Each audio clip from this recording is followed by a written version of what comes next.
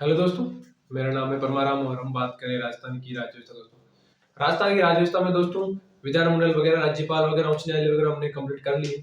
आज हम बात करेंगे, वैसे मैंने एक वीडियो डाल दिया है, पंचायती राज, यानी कि जो पंचायती राज है और नगर पालिकाएं जो है इनका गठन किस प्रकार से हुआ था, कौन से संविधान संशोधन के तहत हुआ था, कब हुआ था, कौन कौन से विषय जोड़े गए, क्या क्या चीजें इनमें जोड़ी गई, क्या क्या इनसे हटाई गई, उन सब पे बात करेंगे। मैंने आपको संविधान संशोधन जो हुआ था 73वां 74वां वो बता दिया था थोड़ा बेसिक, और जो समितियां बनी थी वो समितियां भी मैंने आपको बता दी। दोस्तों आज हम बात करेंगे एक एक आर्टिकल पे। थोड़ा सा हमने आज चेंज किया है, रोज क्या करते हैं मैं हाथ से लिखवाता हूँ आपको, तो थोड़ा जल्दबाजी में लिखाता हूँ, समझ भी कम आता है।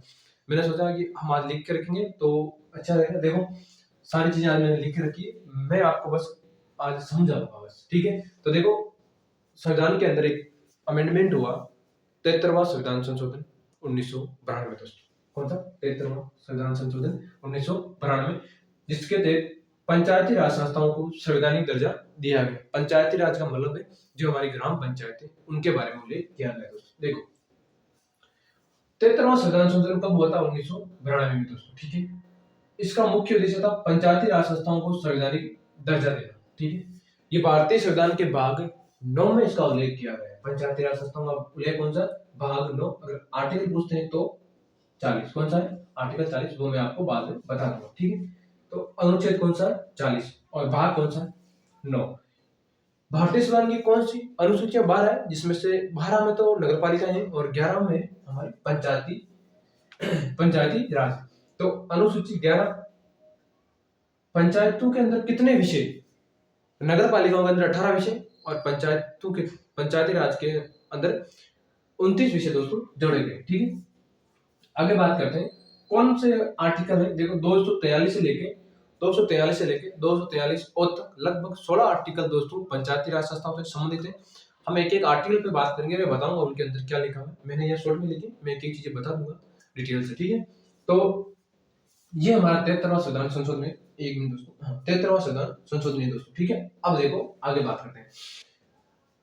243 आर्टिकल कौन सा? 243, इसमें लिखा हुआ है परिभाषाओं का उल्लेख। परिभाषाओं का मतलब है दोस्तों ग्राम सभा, ग्राम पंचायत, पंचायत समिति, जिला परिषद, इन सब की परिभाषाओं का उल्लेख कौन सा आर्टिकल में किया है?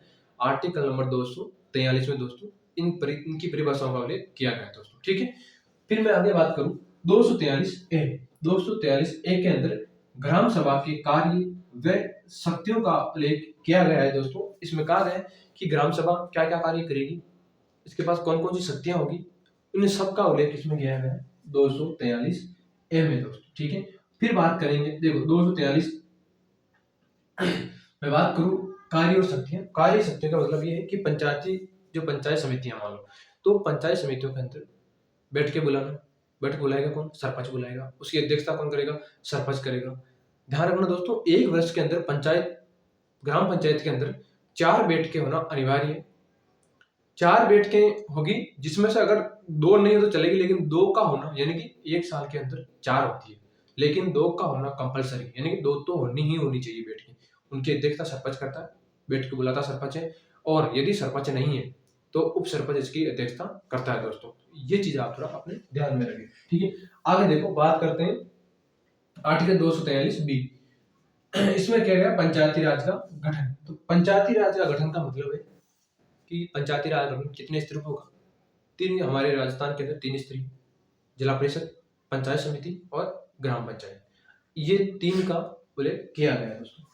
सॉरी, मैंने आपको शायद गठन बता दें। हाँ सॉरी, गठन देखो, गठन सॉरी, एक बार संरचना बता दी मैंने आपको। गठन की बात करते हैं, थोड़ा उत्सुक हो जाता है। गठन हुआ था 23 अप्रैल 1993 को दोस्तों। ठीक है, पूरे राजस्थान में 24 अप्रैल 1993, लेकिन ये बनाई गई थी, देखो मैंने लिखी 24 अप्रैल 1993, लेकिन पूरे भारत में लागू होने के लिए जो ये तारीख लास्ट थी, ये संविधान संशोधन लागू हुआ था। लेकिन राजस्थान में अगर बात करें कि पंचायती राज संस्थाओं का गठन कब किया गया, तो आपको बताना है 23 अप्रैल 1993 को दोस्तों। ऐसे ठीक है, तो ये होगी गठन। संरचना बताता हूं मैं आपको। संरचना त्रिस्तरीय मतलब है जिला परिषद, पंचायत समिति, देखो जिले में होगी जिला परिषद, ठीक है, खंड स्तर पे होगी पंचायत समिति दोस्तों, और जो ग्राम सभा है हमारी उस पे होगी ग्राम पंचायत। ठीक है, जिला कलेक्टर, उपखंड अधिकारी और यहाँ पर कौन होंगे हमारे सरपंच साहब दोस्तों। ठीक है, तो ये है यहाँ की बात। आगे बात करें हम 243D। 243D में कहा गया पंचायती राज संस्थाओं में आरक्षण का प्रावधान। आरक्षण का प्रावधान का मतलब है दोस्तों कि SC ST और OBC को पंचायती राज संस्थाओं में कितना आरक्षण होगा, इन सब का उल्लेख किया है, जिसमें से महिलाओं को 2009 के तहत 2009 के बाद महिलाओं को पंचायती राज संस्थाओं में 50% आरक्षण का प्रावधान किया गया है दोस्तों। लेकिन इससे पहले आपसे कोई पूछे कि पहले कितना था, तो 33% आरक्षण का उल्लेख किया गया था। और इस आरक्षण का जो फंडा है यानी इसका निर्धारण वो राज्य विधानमंडल करता है दोस्तों। ठीक है, तो आगे देखिए आप, ये हो गई इतनी बात। आगे देखो पंचायती राज संस्थाओं का कार्यकाल। सीधी सीधी बात है, पंचायती राज संस्थाओं का कार्यकाल 5 साल का होता है दोस्तों। यदि भ्रष्टाचार होता है तो सरपंच को उसके कार्यकाल से पहले हटाया जा सकता है, लेकिन आप सरपंच बन गया तो सरपंच बनते ही आप 2 साल तक उसके खिलाफ अविश्वास प्रस्ताव नहीं ला सकते, बीच में ला सकते हो, फिर लास्ट के जो 2 साल बचते हैं उनमें भी आप नहीं ला सकते। ठीक है ना, यानी कि आप सरपंच को हटाते हो तो अविश्वास प्रस्ताव लाओ, लेकिन लाने के लिए आपके पास सीधी बात है 2 साल तक नहीं ला सकते शुरू में और 2 साल लास्ट के नहीं ला सकते। ये हो गई बात। यदि पंचायती राज का भंग होती है पंचायती राज, तो 6 महीने के अंदर अंदर आपको उपचुनाव करवाना अनिवार्य है, यानी कि 6 महीने के अंदर चुनाव करवाना पड़ेगा और जो सरपंच चुना जाएगा वो शेष समय के लिए चुना जाएगा दोस्तों। तो ये हो गई कार्यकाल की बात दोस्तों। कितना होता है, 5 साल। मैं बात करूं योग्यताओं की, तो पंचायती राज संस्थाओं के लिए योग्यताओं की सीधी सीधी बात है। पंचायती राज संस्थाओं के लिए योग्यता है 21 वर्ष का होना चाहिए, भारत का नागरिक होना चाहिए, 1995 के बाद उस व्यक्ति के 2 से अधिक संतानें नहीं होनी चाहिए। यानी कि यदि किसी व्यक्ति के 1995 के बाद यदि 2 संतानें, तो वो पंचायती राज की संस्थाओं में चुनाव नहीं लड़ सकता दोस्तों। ठीक है, ये भी आप थोड़ी ध्यान में रखें दोस्तों। तो ये कौन सा आर्टिकल में थी, 243F के अंदर पंचायती राज संस्थाओं की योग्यताओं का उल्लेख है दोस्तों। ठीक है, आगे बात करते हैं पंचायती राज संस्थाओं के कार्य व शक्तियों का प्राधिकार, यानी कि इनकी शक्तियों को बढ़ाया जा सकता है दोस्तों, ये इसमें कहा है। फिर देखो पंचायती राज संस्थाओं को द्वारा कर लगाने की शक्ति। कर लगाने की शक्ति का मतलब है कि राज्य विधानमंडल द्वारा एक कानून बनाया, विधेयक प्रस्तुत किया जाए, उस विधेयक में पंचायती राज संस्थाओं को कर लगाने की शक्ति राज्य विधानमंडल द्वारा दी जा सकती है दोस्तों। ये हो गई हमारी पंचायती राज संस्थाओं संबंधित 243H में ये बात की गई है। बात करूं मैं 243I, तो 243I के तहत कहा गया राज्य वित्त आयोग। लेकिन इसमें 2 बातें की गई कि पंचायती राज संस्थाओं के लिए जो वित्त आयोग होगा उसका उल्लेख 243I में नगर पालिकाओं के बारे में आगे बढ़ेंगे।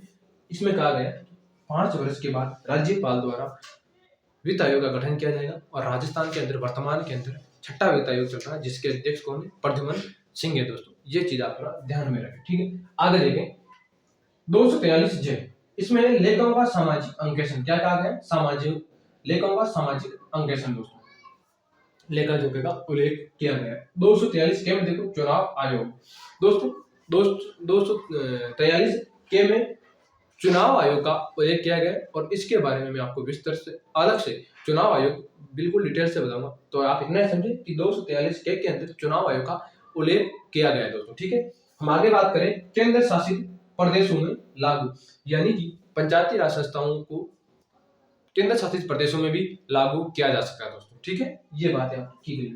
मैं आगे बात करूं 243M में कहा है कुछ क्षेत्रों में लागू नहीं, जैसे मेघालय, मिजोरम, मणिपुर, नागालैंड, दार्जिलिंग, इन क्षेत्रों के अंदर जो पहाड़ी क्षेत्र है इधर वाले 7 सिस्टर्स जो है, उन क्षेत्रों के अंदर थोड़ा ये लागू नहीं होता, मेघालय, मिजोरम और दार्जिलिंग का कुछ क्षेत्र दोस्तों। ठीक है, थोड़ी सी जगह नहीं थी, 2 आर्टिकल और बचते हैं। एक है अनुच्छेद N, इसमें कहा गया कि पंचायती राज संस्थाओं के लिए जो कानून बने हुए हैं वो कानून तब तक लागू रहेंगे जब तक कि कोई नया कानून उनके लिए नहीं बन जाता, तब तक उन्हीं कानूनों के द्वारा पंचायती राज संस्थाओं का नियमन किया जाएगा दोस्तों।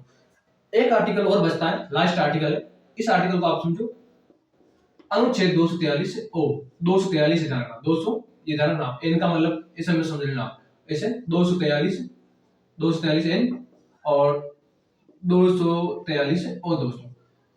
तो दोस्तों ओ में कहा गया है परिसीमन का मतलब है कि पंचायती राज संस्थाओं के किसी भी मामले में अगर परिसीमन का मतलब होता है की सीमाओं का विस्तार करती है, तो न्यायपालिका उसमें किसी प्रकार का हस्तक्षेप नहीं कर सकती दोस्तों। ये बात 243 ओ में की गई है दोस्तों। तो ये है पंचायती राज संस्थाओं के बारे में सामान्य जानकारी दोस्तों। देखो ऐसे लिखा मिलेगा तो आप लिख भी सकते हो। सेकंड बात, मैंने आपको एक एक आर्टिकल को बिल्कुल डिटेल से खोल के बताया। सॉरी, यदि आपका और भी कोई डाउट हो तो आप मुझे बताइए, मैं आपको डिटेल से बताऊंगा। और अगर इसमें आपको कुछ दिक्कत हो रही है तो आप मुझे कमेंट में जरूर बताइए। तो दोस्तों ये हमारा 73वां संविधान संशोधन है। कल हम बात करेंगे 74वें संविधान संशोधन पे दोस्तों। तब तक आप मेरे यूट्यूब चैनल पे इसी प्रकार से बने रहें और अपना प्यार दिखाते रहें। मिलते हैं अगले वीडियो में, तब तक के लिए जय हिंद दोस्तों।